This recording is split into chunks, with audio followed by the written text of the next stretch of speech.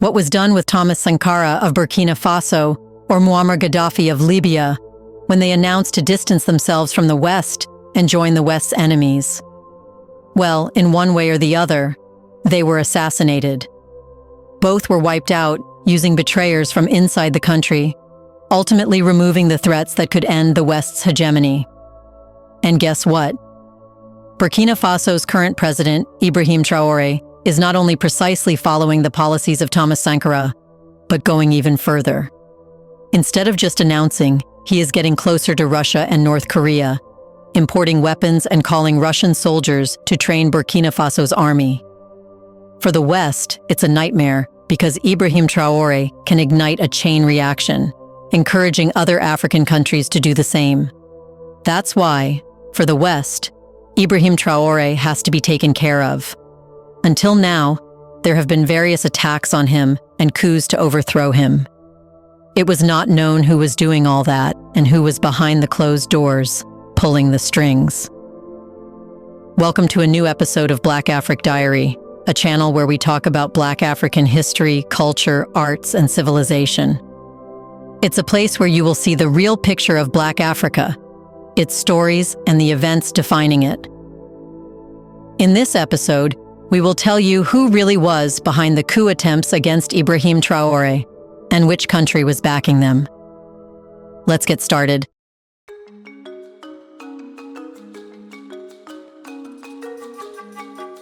The man behind the attempted coups and attacks on IBRAHIM Traoré is Paul-Henri Sandaogo Damiba, who briefly served as the president of Burkina Faso after leading a military coup in January 2022, which removed then-President Roch-Marc Christian Kabore from office.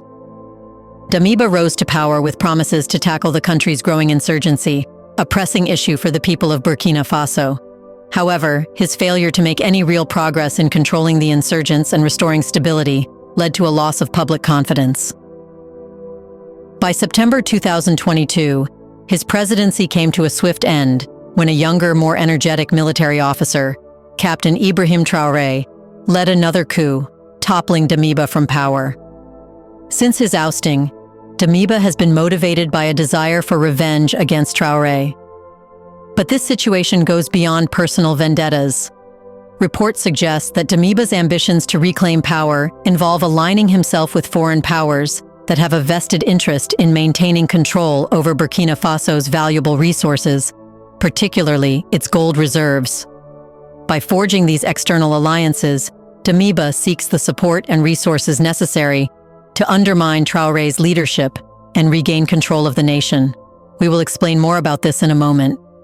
But first, let's know what's happening now is not new. Paul-Henri Sandaogo Damiba's alleged plot to overthrow Burkina Faso's current leader, IBRAHIM Traoré, draws strong parallels to one of the most tragic moments in the country's history: the assassination of revolutionary leader Thomas Sankara. Sankara's own deputy, Blaise Compaoré, betrayed him in 1987, orchestrating a coup that led to Sankara's assassination and Compaoré's rise to power. The story of Compaoré's betrayal is etched into Burkina Faso's history, as he took advantage of his proximity to Sankara to seize control and impose a long authoritarian rule. Similarly, Damiba's attempt to remove Traoré from power appears to follow the same pattern of betrayal from within. Much like Sankara, Traoré is seen as a leader of a new generation, one who is trying to reclaim Burkina Faso's independence from foreign interference, particularly from former colonial powers. Damiba, who was ousted by Traoré in a coup in 2022, seems to be taking a page from Compaoré's book by attempting to eliminate his successor through internal plotting. What's different this time is that Traoré was fortunate to survive the alleged assassination plot, while Sankara, tragically, was not. If Damiba's plan had succeeded, Burkina Faso might have seen a repeat of its 1987 coup, where a former ally of the president used betrayal as a stepping stone to power. However, Traoré's power and the loyalty of his security forces likely protected him from falling into the same trap that claimed Sankara's life. But how did all this happen? Well, Paul-Henri Sandaogo Damiba has been caught red-handed plotting to overthrow his successor, President IBRAHIM Traoré. However, this isn't just another coup attempt.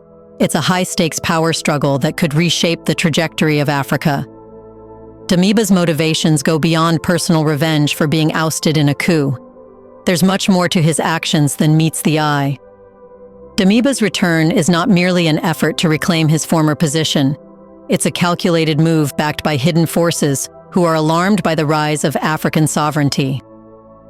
These forces fear that African nations, especially under leaders like Traoré, are moving towards a new era of independence from foreign powers.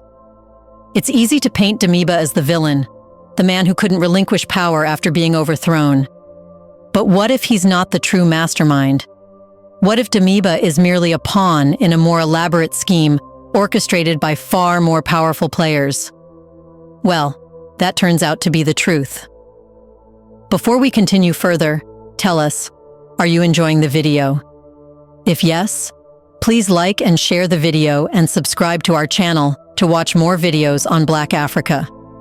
Let's continue now. To fully understand the situation, we must analyze the broader geopolitical context of Africa.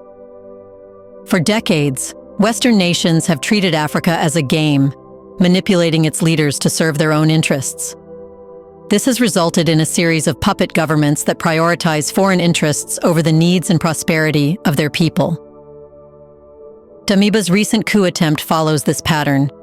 It appears to be a product of foreign promises and backing from powers eager to maintain their grip on Burkina Faso's rich resources and influence.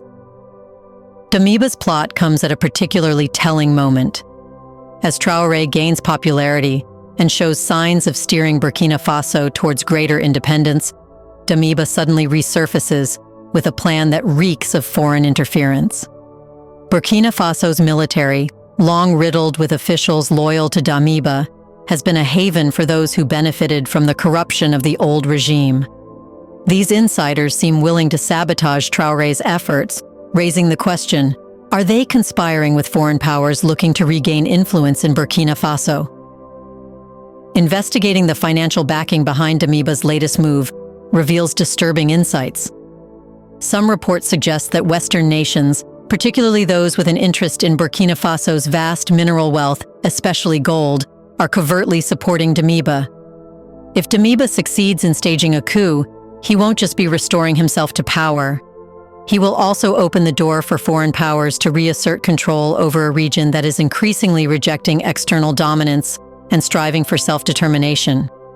In simple words, he would act as a loyal man, proving himself as a Western friend.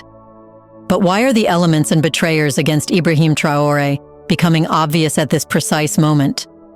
Well, that's because IBRAHIM Traoré is closing doors for all Western countries, and even their puppets who could wield some influence in Burkina Faso. Therefore, with no option left, the operation against IBRAHIM Traoré is no longer hidden. That's because IBRAHIM Traoré has used his ideas to make Niger and Mali follow the same suit and declare true independence from the West. Given this, the West believes the chain reaction could impact the entire continent, with African countries openly negating to follow Western orders. Traoré embodies this shift, and Damiba has become a tool for those who fear the consequences of an empowered, self-governing Africa. But the more pressing question isn't just who is backing Damiba, it's why. Why does Traoré pose such a significant threat to these hidden forces? Captain IBRAHIM Traoré isn't just another leader looking to secure power. He represents something much bigger, something that alarms Western powers. An African leader who isn't seeking validation, approval, or aid from the usual foreign entities. Traoré has boldly stood against both internal adversaries and external pressures, uniting the people of Burkina Faso behind a vision of true national sovereignty and self-reliance. When Traoré took power, he didn't just assume leadership, he embraced a historical moment. His rise represents a break from the old narrative of African dependency on foreign aid and influence. His leadership is a direct challenge to the cycle of external control and internal dysfunction that has long plagued many African countries. For years, Western powers have meddled in African politics, often supporting leaders who align with their interests. Traoré disrupts this paradigm. He isn't interested in continuing the tradition of relying on foreign aid or succumbing to external influence. Instead, he is charting a new course, one that prioritizes the people of Burkina Faso over the interests of foreign investors and power brokers. This shift is why Traoré is viewed as a threat by Western powers. If he succeeds, it sets a dangerous precedent for Africa, one where nations no longer need to rely on the financial and political crutches provided by foreign governments. Traoré's movement is about more than just political power. It's about reclaiming Africa's autonomy, something that the West has historically sought to undermine. Moreover, Traoré's focus on military reforms and national unity stands different from the chaotic image often portrayed by Western media. He understands that unity is key to defending Burkina Faso from both internal insurgencies and foreign interference. By strengthening solidarity within the military and across the broader society, Traoré is laying the foundation for a stable, self-reliant Burkina Faso. He has already made a military alliance with Niger and Mali, which will defend if any of these countries is attacked. Therefore, the West's anxiety over Traoré isn't just about his ability to stabilize Burkina Faso. It's about his potential to inspire similar leadership across the African continent. Western powers fear that if Traoré's model of sovereignty and self-reliance takes hold, other African nations might follow suit. The idea of a united, empowered Africa rejecting old colonial ties and asserting its independence sends chills down the spines of many in the West. But Traoré's revolution isn't just about defying external powers. He's also fighting battles within his own country, against forces that have long profited from instability. Damiba's influence may still run deep within Burkina Faso, but how much of a threat does he pose to Traoré's leadership? Well, even though Damiba's coup attempt was foiled, his supporters haven't disappeared. These are the same individuals who thrived under the old regime, benefiting from corruption and enjoying privileges at the expense of the people. Damiba's attempt wasn't just about seizing power again. It was about protecting the corrupt system that has kept Burkina Faso in turmoil for years. These internal forces remain active within the military, government, and economy. They have been lying in wait, hoping that Traoré will make a blunder, ready to seize the first sign of weakness. Yes, Damiba's failed coup wasn't just an isolated event. It was a signal to his supporters that their fight wasn't over. What makes this even more concerning is that Damiba's backers are not just rogue military figures. They are connected with local business and political networks that have thrived on corruption for years. These factions see Traoré's push for transparency and accountability as a direct threat to their influence. If Traoré succeeds in cleaning up the government and rooting out corruption, many of these individuals will see their power evaporate. Instead of allowing the new wave, they want the old system to persist, and for that, they believe IBRAHIM Traoré has to be replaced. Furthermore, the psychological impact of Damiba's leadership lingers within the military. Some soldiers may have remained loyal to him out of fear, while others genuinely believed in his vision. This creates a complex web of loyalties that Traoré must carefully take care of. Failure to win over these factions could lead to further unrest and potential violence. What do you think should be done with Burkina Faso's former president involved in attacks and coup attempts against IBRAHIM Traoré? Isn't the case the same as Thomas Sankarah's deputy who assassinated him and later replaced him as a president? In the comment section right below, share your thoughts on what IBRAHIM Traoré should do to ensure his security and survival to do what Thomas Sankara gave his life for. Do you want to watch more videos like this one? If yes, subscribe to our channel and press the bell icon next to it. We bring videos on Black Africa, its history, rich arts and culture, and things the world should know about. Thanks for watching, and until the next video, stay tuned.